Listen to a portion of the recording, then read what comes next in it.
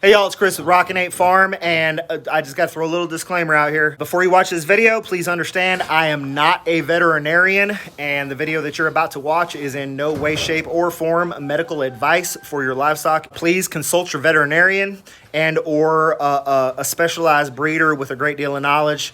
Don't take anything you see in this video as necessarily like rock solid sound advice. This has just been my experience. So this is my little CMA, cover my rear end announcement, and I hope y'all enjoy the video. Hey y'all, it's Chris with Rockin Farm. This isn't a video I want to be shooting right now, but I always try and be like super real and honest and all that good stuff with y'all. Show you the good, the bad, the ugly. So I'm heading out to the barn. Seems like I'm always heading out to the barn, but that's because I have pigs and piglets. The sow that just had her piglets 11 days ago, she is just not acting herself at all right now. So I'm basically going to go give her kind of a thorough exam. And I've got the handy dandy medical kit here. I'm going to give her a thorough exam, take down a bunch of notes, try and get a good idea of everything that I need to be looking for. And if it's something that I can't kind of deduce immediately on my own, or if it could potentially be a few different things, then I'm going to call some much more experienced pig breeders and see if they can kind of help walk me through it. This is just kind of the importance of being part of a community when you have livestock. If you don't have a ton of experience yourself, and even if you do have a ton of experience, it's good to have a community when you're involved in livestock. And it's good to be the type of person that checks on your animals several times a day and notices when they're just not acting themselves. This one was a dead ringer, a pig that every morning almost knocks her breakfast out of my hand and every evening almost knocks her dinner out of my hand as I'm trying to put the feed pan down on the ground. She's not interested in eating dinner at all. So dead ringer giveaway that she is not feeling well. I just need to figure out why. Hey mama, you not feeling good? You not feeling good?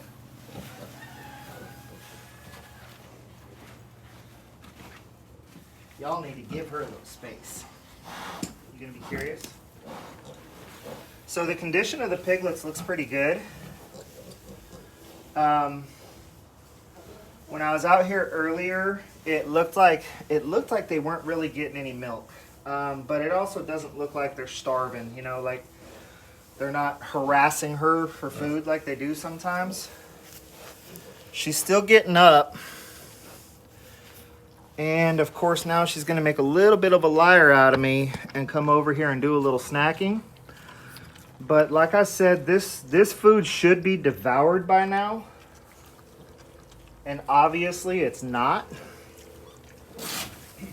So some of the things that I have noticed, where are you going, mama? It looks like she's going to go try and get a drink, and I'm just going to let her, if she wants to go get a drink, she can go get a drink. Some of the things that I've noticed today, she ate all of her breakfast. It was perfectly normal. Everything seemed just like usual. She's drinking. That's the first time I saw her nibble on her food, but that's all she did was a little nibble, and now she's out getting a drink. Let me see. I saw her later this morning, and she was just kind of laying around, like she kind of usually does late morning. Came out again at about 2:30. She was outside with her piglets. I did see her urinate. I saw her have a bowel movement. The bowel movement appeared normal. She was muddy because it looked like she'd been laying down in a wallow, but we were pushing 80 degrees today here in Central Texas. Yeah, she's getting a drink. She's getting a good drink. Let me see. At 4:30 when I came out here for dinner time, she didn't want to eat her dinner. She rolled over for her piglets, but it just really didn't look like they were getting any milk. I need to check her teats and see if I can express any milk. And then I'm also going to see if I can't get a temperature on her. So let's see if she wants to cooperate with me. Do you want to cooperate with me, mama? You can see she sniffed her food right now and walked away from it. And this just not her. Nope, let's not get in the bag. I know you're curious, but why don't you lay down for me? Let me rub your belly and see if I can get you to lay down. You want to lay down for me? No, you guys, let me have a little space, please. So y'all, I've got, everything is soft. I don't feel any hard masses. Her belly's pretty warm to the touch, but it's not like hot to the touch. She doesn't appear to be having any pain. I mean, I'm playing with all of her teats. This one right here looks like it might could be a little swollen. It's definitely bigger than all the others, but it's not a hard mass. And I'm not gonna mess with her and try to squeeze anything out of her right now. What I am gonna do is see if I can talk her into a temp. If she wants to try to feed them, or feed her piglets, I'll let her. And it looks like she wants to try. All right, Mama. This isn't going to be the nicest thing. This is not going to be the nicest thing I've ever done to you.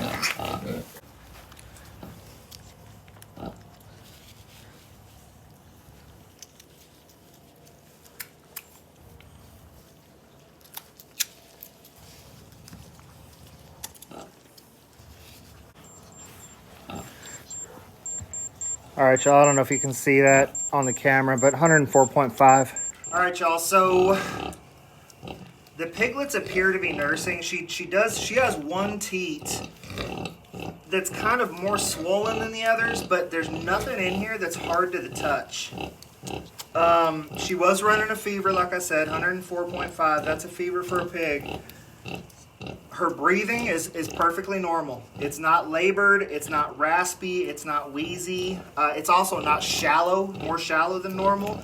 And that's why it's important for y'all to know your animals, you know? I mean, get your hands on them every day.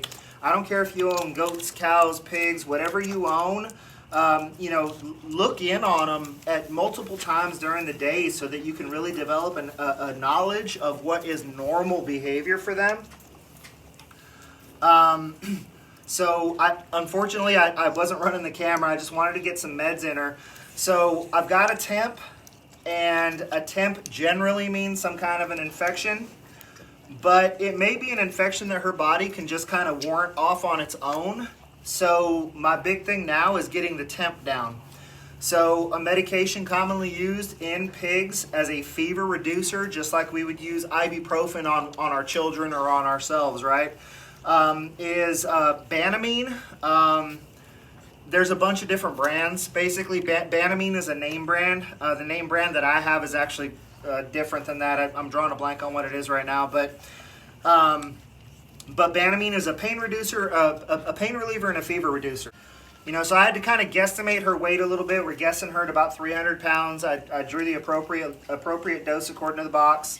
And got it in her. One of the things that was nice, to be honest with you, I know this is kind of weird, but I got the stick in, injected the medication, and then at that point she wanted to kind of try and bite at me. So that's actually a good sign in my opinion. When I had a sick piglet with a respiratory issue, probably pneumonia, a while back, I could do anything I wanted to that piglet. I could stick it, poke it, prod it, and it just didn't even care. So the fact that she got a little grumpy with me for sticking her with a needle, I'm going to call that a little bit of a win. So now what we have to do, unfortunately, because I want to see if she's going to fight this off or not, theoretically, just like with us people, if her temp drops back down to normal, then she may start acting normal for a while. So I'm going to come back out in an hour and see if she's up and moving around and see if she's eating. And if she is, then I'm going to check her again before I go to bed, and then check her again in the morning. If she's still down when I come out here in an hour, then we're going to go ahead and start with a broad spectrum kind of, I don't want to call it a mild antibiotic. Antibiotics for animals come in a lot of different formulas. You know, like there's some that are really good for certain things. Just like with us, you know, if you go to the doctor, he could give you something very specific because you have an ear infection, or he could give you something more broad like penicillin because he's not quite 100% sure what's wrong with you. He just knows that you have an infection. So we're going to start with some LA200 because it's just a good broad spectrum antibiotic, and then we'll have to go from there. But the big thing is I got the fever reducer in her. I got the Banamine in her. So now all we can really do is wait for about an hour and see how she reacts to it. All right, y'all, the lighting out here ain't the greatest. It'll be better once I get in the barn. It has been about an hour since I gave her the Banamine, but I'm fixing to head into the barn. I'll flip on some lights here, and I'm really hoping to see her up and around. We'll just see. All right, y'all, she still ain't touched her food, and, you know, she's still being a good mama. She's still feeding her piglets, but she's still not feeling real well, so as much as this is gonna stink, we're gonna go ahead and administer that LA200. Now, here's kind of the kicker about this LA200 is that it's a broad spectrum antibiotic, so you got to give a lot of it.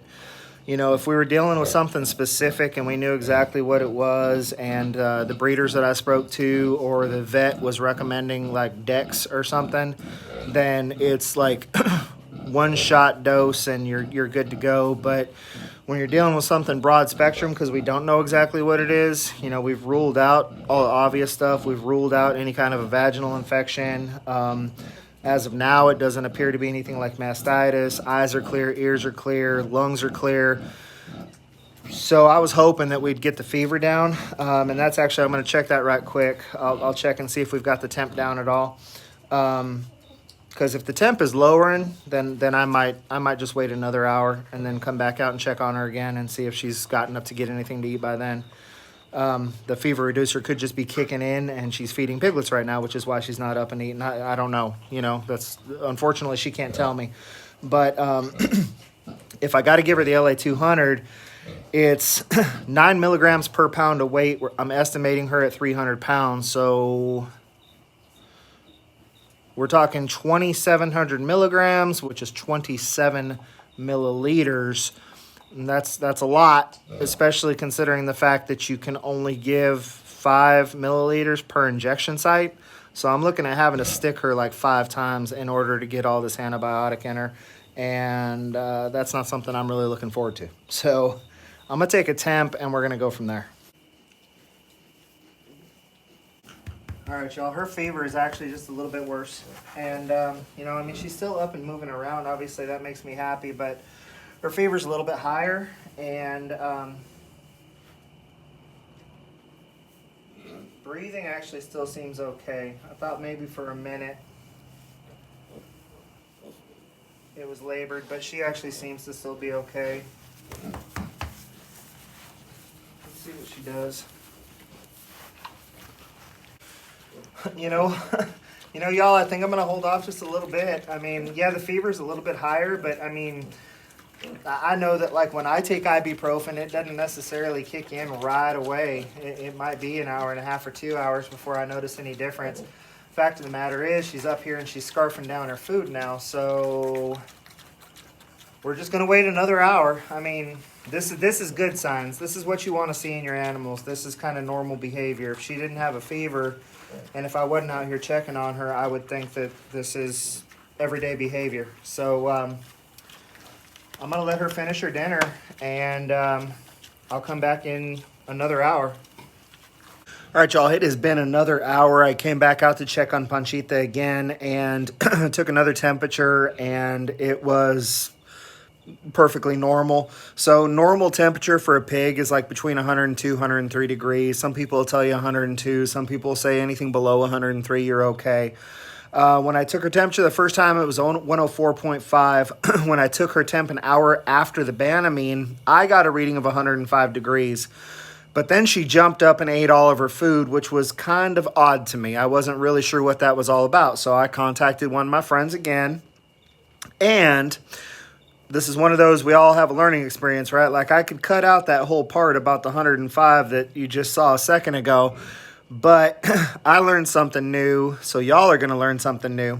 And it makes total sense. But let's come up with the correct terms here that aren't wordy dirds. The rectum of a mammal is incredibly vascular, right? We all know that.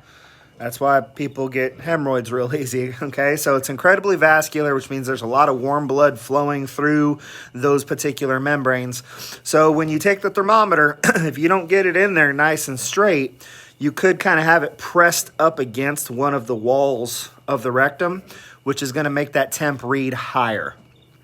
If you have it in there perfectly straight and it's just kind of in the cavity or in the void, you know, just surrounded by all that soft tissue, then you're going to get a relatively accurate temp.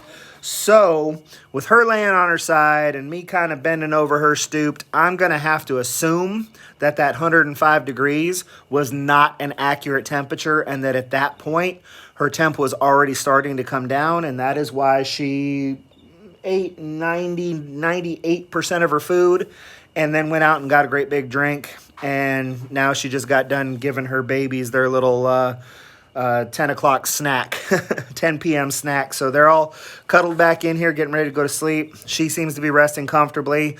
The temp I just got off of her was actually 101.5, which is, you know, theoretically a little low, but we'll just say, you know, it's not like I've got the most accurate thermometers in the world. These are the cheap Amazon specials, right?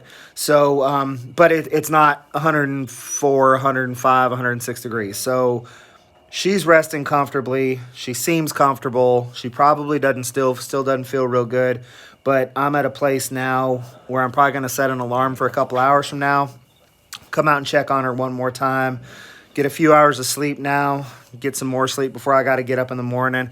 I'll be back out here at 5 a.m. to just do my daily chores, and hopefully I'll see her up and on her feet at that time. And if not, we'll take it from there. All right, y'all. It's about 5:30 in the morning.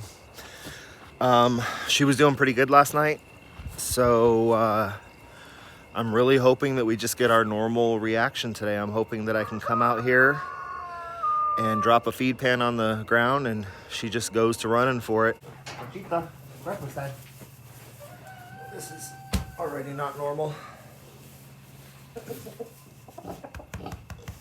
You need some breakfast? Huh?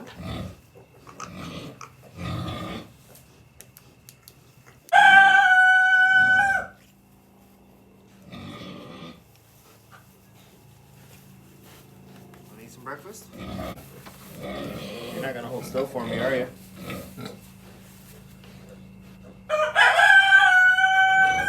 She's running a fever again today, so we're gonna have to go ahead and go with the antibiotic. Temperature dropped last night. She was acting more like herself, so you know, I thought, because the thing is, when you don't know what it is, I mean, you know, you can have bacterial infections, but you can also have viral infections. And obviously a viral infection and antibiotics not going to do any good.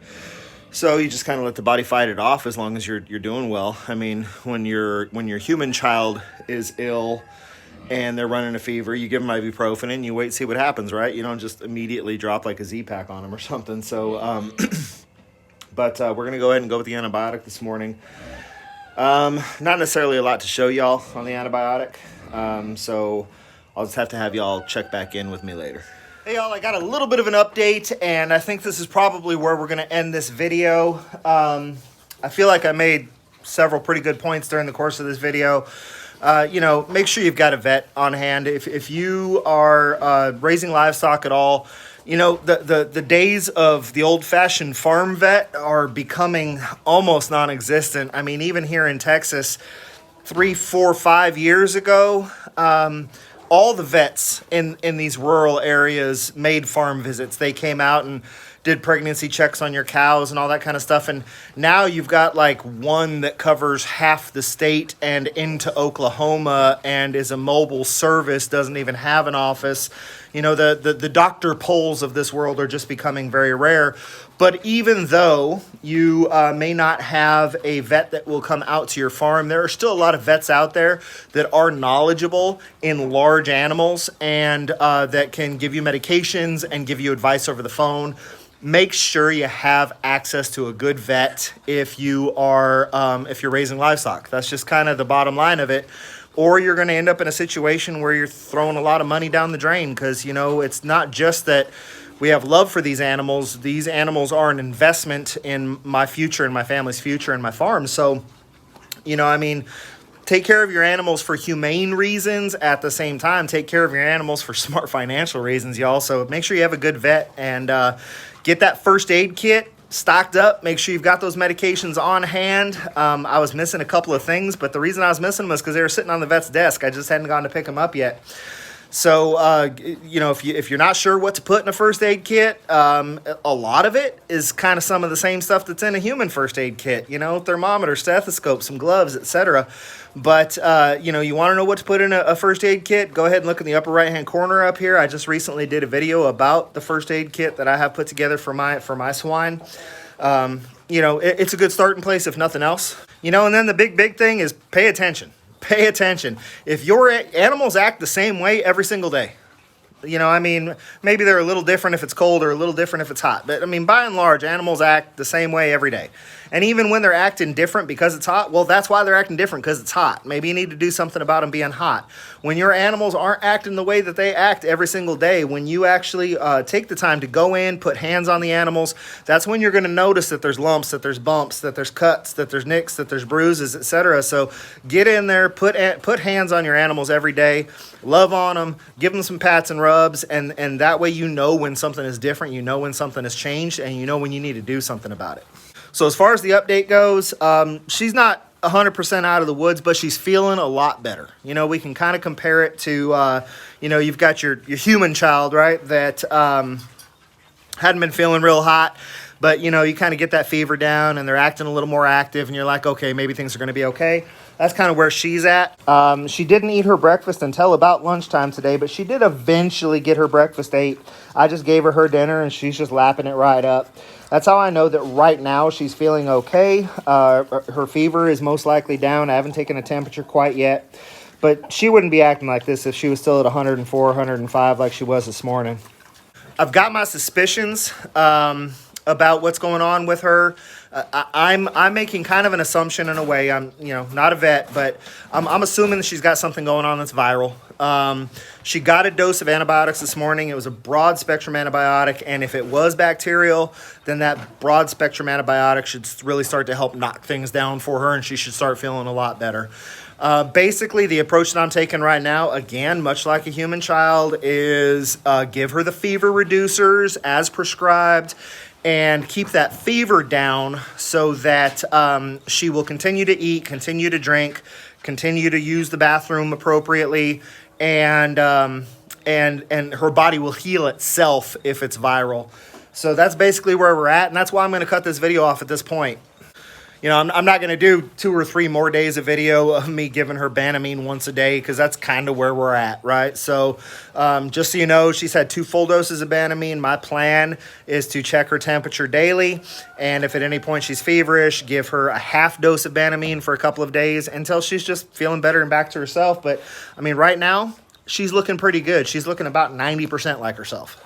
So that's where Panchita and I here are going to end this. Thanks for coming along on the journey. I hope you learned a little something, because through this process and giving my friends a call on the phone and talking to the vet, etc., I learned some new stuff. And we just continue to get better as breeders. We continue to get better as in our livestock husbandry skills. That's all we can do, is keep improving and just try and give these animals the absolute best life we can. Hey guys, look who wants to eat this morning. Back up, baby. Back up. I got to put your food down. There it is.